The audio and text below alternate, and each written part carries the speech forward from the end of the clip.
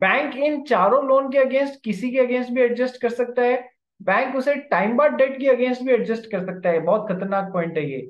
लेकिन sir bank जो है, इनमें से कोई यदि डिस्प्यूटेड डेट है, डिस्प्यूटेड डेट का मतलब जिसको लेके बैंक और रिया के बीच में कोई डिस्प्यूट चल रहा है, अभी चल रहा है, उसके अगेंस्ट एडजस्ट नहीं कर सकता इस अमाउंट को, जिसके लिए रिया ने कुछ इंडिकेट नहीं किया है।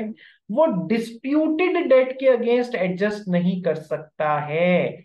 टाइम बार्ड तक के अगेंस्ट भी कर सकता है, लेकिन जिस उसको लेके डिस्प्यूट चल रहा है किसी एक लोन को लेके, उसके अगेंस्ट नहीं एडजस्ट कर सकता है। ये हो गया सेकंड रूल। ठीक है, इन इसमें थोड़ा बहुत और कुछ इधर उधर देखने मिल सकता है, मैं मोटी मोटी बात बता रहा हूं आपको। ठीक है, तीसरा पॉइंट कि सर न तो रिया ने इंडिकेट किया, न ही बैंक उसको अपनी मर्जी से अप्रोप्रिएट करना चाह रहा है कि 1 2 3 4 के अगेंस्ट, जिसके अगेंस्ट चाहे वो अप्रोप्रिएट कर ले। तो अब क्या रूल लगेगा, जब रिया भी नहीं कर रही है और बैंक भी अपनी बुद्धि नहीं लगा रहा है, तो सर जो भी टाइम पीरियड में सबसे पहले लिया हुआ है, वो पैसा उसके अगेंस्ट जाके एडजस्ट हो जाएगा। जो भी टाइम पीरियड में सबसे पहले लिया हुआ है, उसके अगेंस्ट जाके एडजस्ट हो जाएगा। ठीक है, और फिर कुछ पैसा बचता है तो वो सेकंड के अगेंस्ट एडजस्ट हो जाएगा, यदि उसमें से सेकंड टाइम में जो सेकंड नंबर पे लिया हुआ है उसके अगेंस्ट एडजस्ट हो जाएगा। सर ये पॉइंट समझ में आ गया। तीसरा कि सर यदि बैंक भी, रिया ने भी इंडिकेट नहीं किया, बैंक भी दिमाग नहीं लगा रहा है, तो सर जो भी, ईशा वांगड़ समझ में आ गया।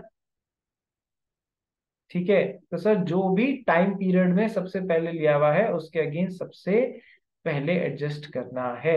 ठीक है, अब यदि क्या हो, यदि रिया ने लोन नंबर 1 भी और लोन नंबर 2 भी दोनों ही 4 तारीख को लिए हुए हों, तो फिर किसके अगेंस्ट एडजस्ट करोगे रे? हमने तो कहा टाइम पीरियड के अगेंस्ट, टाइम पीरियड में जो पहले लिया हुआ हो उसके अगेंस्ट एडजस्ट कर देना। सर ये भी 4 तारीख को लिया हुआ है, ये भी 4 तारीख को लिया हुआ है, तो अब किसके अगेंस्ट एडजस्ट करें, क्वेश्चन ये आ जाता है। तो सर क्वेश्चन का आंसर ये, दोनों के, यदि कोई दो डेट्स सेम डेट को लिए हुए हैं, तो सर दोनों के अगेंस्ट प्रोपोर्शनेटली एडजस्ट कर दो। प्रोपोर्शनेटली एडजस्ट कर दो दोनों के अगेंस्ट।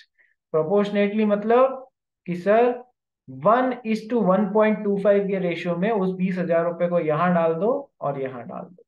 ठीक है, प्रोपोर्शनेटली एडजस्ट कर दो। और ये सारा काम करने से पहले, ये सारा काम करने से पहले सबसे पहले इंटरेस्ट का अमाउंट चुकाया जाएगा, फिर इन सब चीजों की बातें होंगी। ठीक है, ये सारा काम करने से पहले इंटरेस्ट का चुकाया जाएगा, फिर इन सब की बातें होंगी। ये एक माइनर सा पॉइंट और था जो मैंने आपको बता दिया। ठीक है, अप्रोप्रिएशन ऑफ पेमेंट्स वाला पॉइंट कुछ कुछ जितना मेरे को याद था मैंने आपको समझा दिया। अब आगे अपन इसको पढ़ेंगे कल। ठीक है, और कल इसको पढ़ने के बाद में क्वेश्चन बैंक भी करना है अपने को, तो क्वेश्चंस करके आना। ठीक है, चलिए आज की क्लास यहीं पर समाप्त करी जाती है।